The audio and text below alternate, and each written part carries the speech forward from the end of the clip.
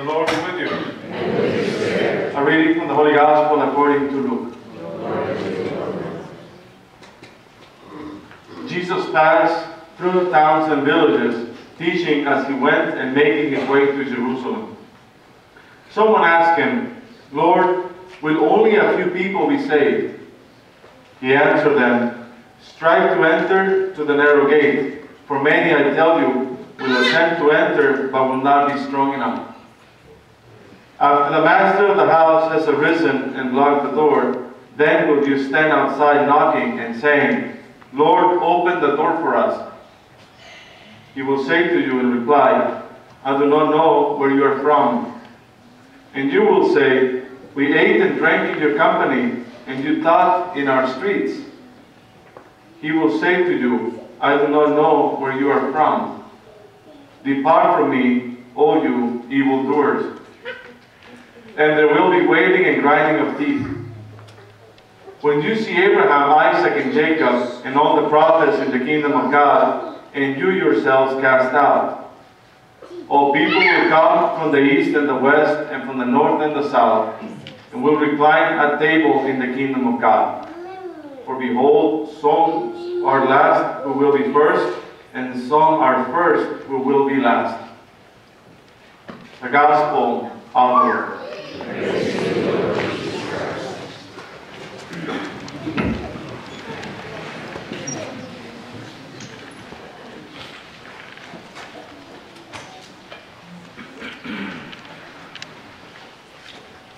I come to gather the nations of every language, and they shall come and see my glory.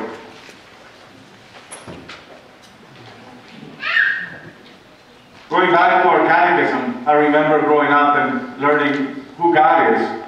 And it was a question-answer type of catechism. And when it gets to the question as to why God created us, the answer was very simple, the easiest one to learn. Because He loves us. Because out of love. God created us out of love.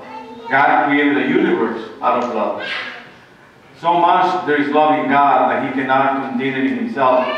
So He created in order to distribute love. Now, that is the love that God has for us. So of course, He wants everyone to be saved. St. Paul tells Timothy. And to come to the knowledge of the truth. So the question that they bring to Jesus in the Gospel today will make sense. Lord, will only a few people be saved? And I have heard different versions of this question. Is there a lot of people in heaven? Is there a lot of people in hell? How many? The question is, the answer is, I don't know. I don't think anyone knows. But more precisely is that distraction of the question. Others ask Jesus, when will the end come? They want to know the day and the hour. In all occasions, when someone asks Jesus about those kinds of specific questions about the kingdom, He avoids the question and answers with whatever He thinks we should know. In this case, how we get to the kingdom. So the question is not who, but how. And our distraction may be the who. Why? Because understanding the who is kind of gives us an idea whether we should try or not. We should try or not. If we think that it's very few people who enter the kingdom of heaven, well, why bother? Most likely I'm not going to go in. We assume like it's like a raffle. But it's not like that. The Lord wants to get to know each one of us. He wants to welcome each one of us into the kingdom. But Jesus gives us a very specific answer in regards to how. Speaking in analogy, as He usually does, it says, strive to enter to the narrow gate. Strive. Strive to enter to the narrow gate. English doesn't do justice to the word.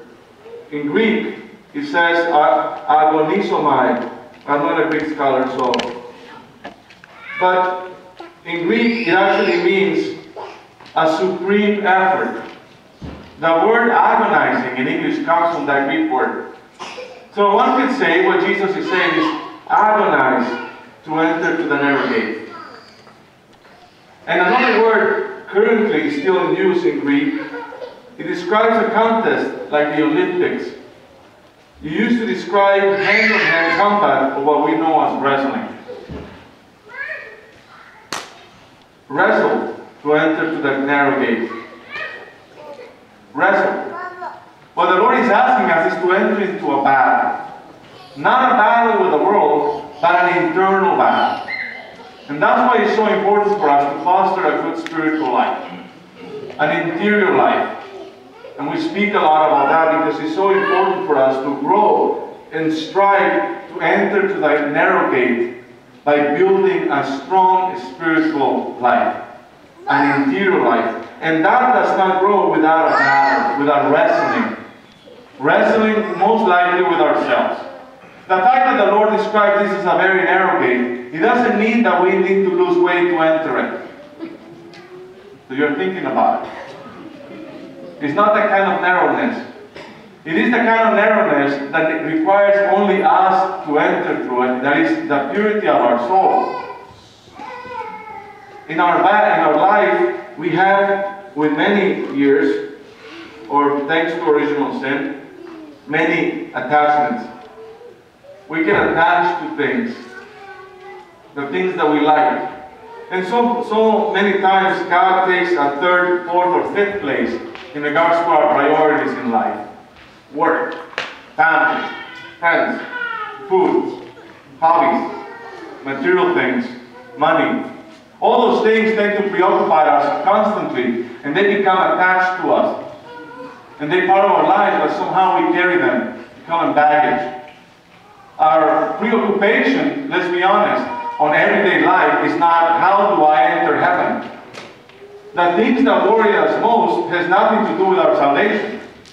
We somehow see God as a fan, an outsider, who just looks at our lives and somehow is going to judge whether we're right or wrong as to whether we enter heaven or not. So we spice up our life with a little faith and religion. Maybe we are faithful Catholics, we come to Mass every Saturday. And we collect our points, as it were. So when we get to heaven and we are with Colonel St. Peter, we tell him, see, this is my passport, I'm a Catholic, it should count for something, doesn't it? And then Jesus will say, I do not know where you're from. Can you tell my accent? I'm from Sonora. You know? But we can take things like that and try to figure out what is the question that Jesus is answering. If he's saying that from all nations, he wants everyone, and the prophet Isaiah said, from every nation, from every language, will come to adore the Lord in Jerusalem, the new Jerusalem in heaven. Why doesn't he accept me? We ate and drank in your company, you taught it in our streets. In other words, we hung out with you. We're friends. Jesus is saying, no, you're not friends. You know me, you know of me, but you're not truly my friend. That is what Jesus is bringing to us in the gospel. How much do we know him? Not of him, but know him personally. How much do we engage with him on a daily basis? Somebody said recently that they see it useless to pray before meals. Something as simple as that. Why? Because I don't see why it's important for God who created the universe, whether I'm going to do a little blessing and my beans are going to be, my frijoles, are going to be blessed. For what purpose? Isn't that God wasting his time on blessing my beans? I said, well, how do I explain this? Is it going to make them better? Are they not going to make me sick? I said, they're probably going to make me sick. But the problem is not that. See, we tend to reduce God to a waiter. Do this for me. I'm going to go on a trip to take a Christmas and Christmas and nothing happens to you. Then something bad happens to you and you come to complain to God. You know? Because we see God as somehow that he's supposed to provide for us. We're supposed to live our life and God comes and goes. But we don't realize that what the important thing of all this is his presence. Which is the most important thing and the virtues that friendship gives. Presence. Presence. When we're blessing a meal and praying to the Lord and giving thanks to God, it's not because God is going to bring some spice and cure the thing that we're about to eat, or fix it for a lack of something. is so that He's present in our table. That's what we're blessing the meals. And that's why it's important we do it, because we make Him known and present there. Like we do when we're traveling and we're praying, we're making His presence during our stay.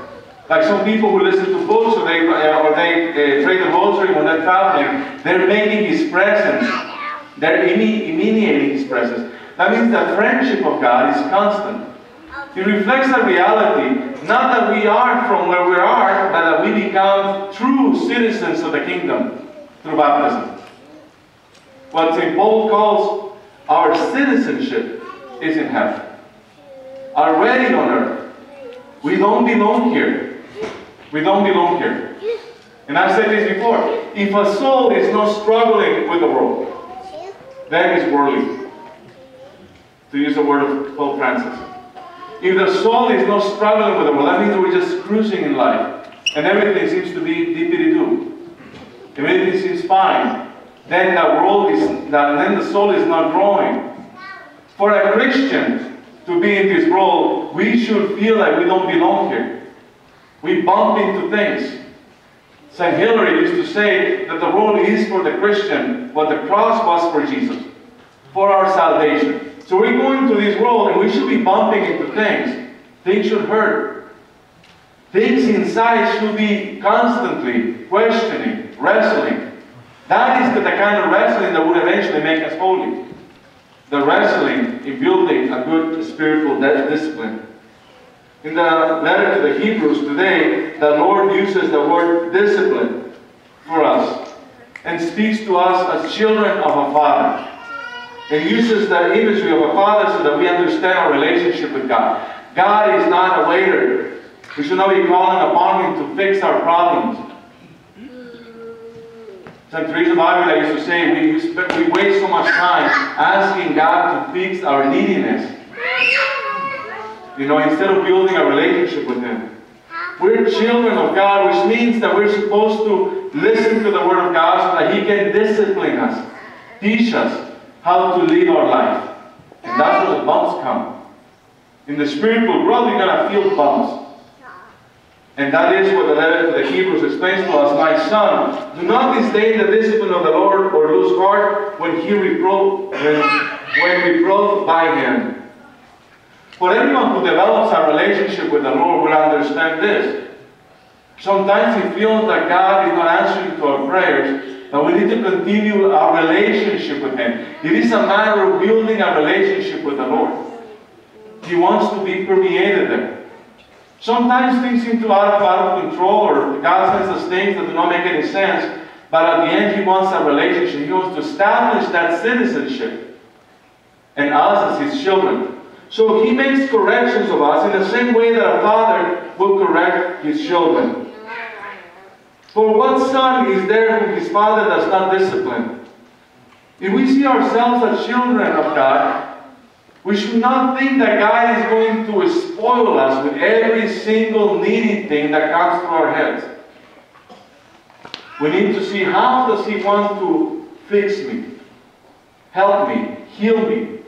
What is it that I need to correct in me in order for me to flourish in the intention that He had for me when He created me? At first, all discipline seems a cause not for joy but of pain, yet later it brings the peaceful fruit of righteousness to those who are trained by it. And using this language of sports, how appropriate in our time as we end the Olympics. Looking at all those athletes working hard to achieve goals. Many of them, you see them crying when they make it to the goal because we don't know what's behind. How many years, how many months they have to train to achieve that moment. And in the speed of a second, everything can go wrong. When we see that, it's all about training. The spiritual life is no different. We need to wrestle with it. Wrestle with our weaknesses. Wrestle with our flaws, our thoughts. Our greatest struggle is within. But we need to be trained. So how do we do that? The first thing I think that we need to look at is our discipline in prayer. We can always talk about prayer. People say, Father, I don't know how to pray. Well, don't tell me, tell him. Yeah, that can be your first prayer. The apostles said that prayer to Jesus on one occasion. They showed to him, Lord, teach us how to pray. Isn't that a beautiful prayer? We can just go be anywhere, and if we don't know how to pray, we can just tell, Lord, teach me how to pray. And then he will teach you. Do the Our Father. Spend 5 minutes. Take 5 minutes to say the Our Father once. I challenge you to do that. 5 minutes for one Our Father. See, we run too much. See? Prayer is not about doing it fast and getting it done. It's about slowing down. The world is going fast already. We need to slow down. Count 5 minutes of prayer and it's going to seem like an eternity. You know? This is why. Because we cannot just get it done. It's a relationship. Remember, presence is the most important thing. We need to give time in order to build that friendship with the Lord. And 5 minutes of prayer. Do the readings of the day. Second. Everyone has access to the readings every day. There's apps for that. There's hundreds of applications that you put on your phone that will give you the readings of the day. There are places you can sign up and they will email them to you every day with the readings of the day. Why? Because you look at them and you will wrestle with the church. The whole world is praying those prayers, those readings the same day. The whole world. So when you look to the prayers of the day, every day, the readings of that day, it will take you 5 minutes. But you do that, and you're praying not alone, but with the whole church. So try to do that every day. If you cannot do it every day, try to do it some days in the week. So start with that. Third, a good examination of conscience every evening. Every night. Doesn't mean that you're going to go to confession every night. Please no. Unless you have to. But it means that you're going to recognize your sins every night. Because you will see a pattern. Every night if you're going to bed, do an examination of conscience, just like what we do at Mass, at the beginning of Mass. Just every night, an examination of conscience. And last, an act of thanksgiving. Those 4 things, if we do it daily, they can help us grow and train ourselves to take some of the extra load so we enter to the narrow gate, so we fit there. We ask the intercession of the Father of God that we may grow always in holiness and that she may help us enter to that kingdom. In the name of the Father, and the Son, and the Holy Spirit.